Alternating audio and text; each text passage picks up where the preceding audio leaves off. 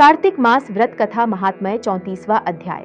ऋषियों ने पूछा, हे सूत जी, पीपल के वृक्ष की शनिवार के अलावा सप्ताह के शेष दिनों में पूजा क्यों नहीं की जाती? सूत जी बोले, हे ऋषियों, समुद्र मंथन करने से देवताओं को जो रत्न प्राप्त हुए, उनमें से देवताओं ने लक्ष्मी और कौस्तुभमणि भगवान विष्णु जी को समर्पित कर दी थी।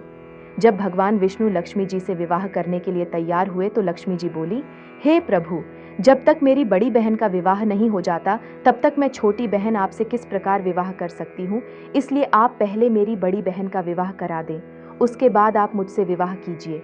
यही नियम है जो प्राचीन काल से चला आ रहा है। सूत जी ने कहा। लक्ष्मी जी के मुख से ऐसे वचन सुनकर भगवान विष्णु ने लक्ष्मी जी की बड़ी बहन का विवाह उद्दालक ऋषि के साथ संपन्न करा दिया। लक्ष्मी जी की बड़ी बहन अलक्ष्मी जी बड़ी कुरूप थी। उसका मुख बड़ा, दांत चमकते हुए, उसकी देह वृद्धा की भांति, नेत्र बड़े बड़े और बाल रूखे थे। भगवान विष्णु द्वारा आग्रह किए जाने पर ऋषि उद्दालक उससे विवाह करके उसे वेद मंत्रों की ध्वनि से गुंजाते हुए अपने आश्रम ले आए। वेद ध्वनि से गुंजित हवन के पवित्र धुएं से सुगंधित उस ऋषि के सुंदर आश्रम को देखकर अलक्ष्मी को बहुत दुख हुआ। वह महर्षि उद्दालक से बोली, चूंकि इस आश्रम में वेद ध्वनि गूंज रही है, इसलिए यह स्थान मेरे रहने योग्य नहीं है, इसलिए आप मुझे यहाँ से अन्य स्थान ले चलिए। उसकी बात सुनकर महर्षि उद्दालक बोले, तुम यहाँ क्यों नहीं रह सकती और तुम्हारे रहने योग्य अन्य कौन सा स्थान है, वह भी मुझे बताओ। अलक्ष्मी बोली, जिस स्थान पर वेद की ध्वनि होती हो, अतिथियों का आदर सत्कार किया जाता हो, यज्ञ आदि होते हो, ऐसे स्थान पर मैं नहीं रह सकती।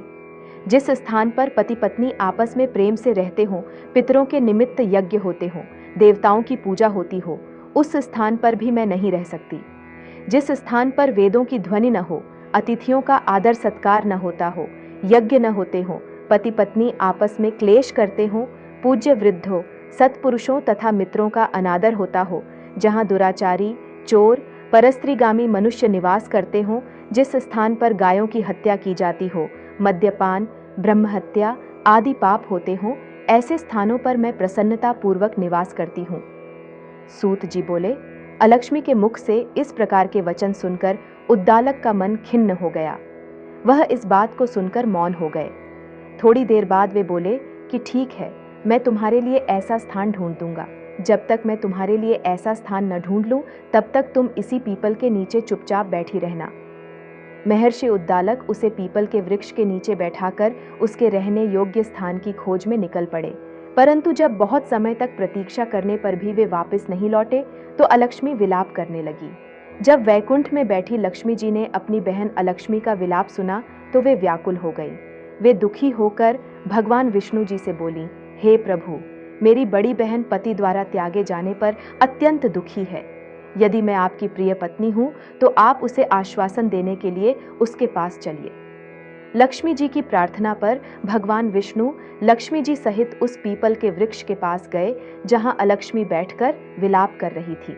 उसको आश्वासन देते हुए भगवान विष्णु बोले, हे अलक्ष्मी, तुम इसी पीपल के वृक्ष की जड़ में सदैव के लिए निवास करो, क्योंकि इसकी उत्पत्ति मेरे ही अंश से हुई है और इसमें सदैव मेरा ही निवास रहता है।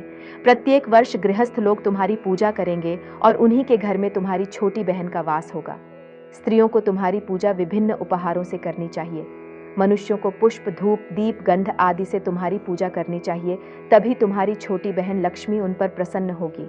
सूत जी बोले, ऋषियों, मैंने आपको भगवान श्री कृष्ण, सत्यभामा तथा पृथु नारद का संवाद सुना दिया है, जिसे सुनने से ही मनुष्य के समस्त पापों का नाश हो जाता है और अंत में वैकुंठ को प्राप्त करता है। यदि अब भी आप लोग कुछ पूछना चाहते हैं तो अवश्य पूछिए, मैं उसे अवश्य कहूंगा। सूत जी के वचन सुनकर शौनक आदि ऋषि थोड़ी देर तक प्रसन्न चित्त वहीं बैठे रहे।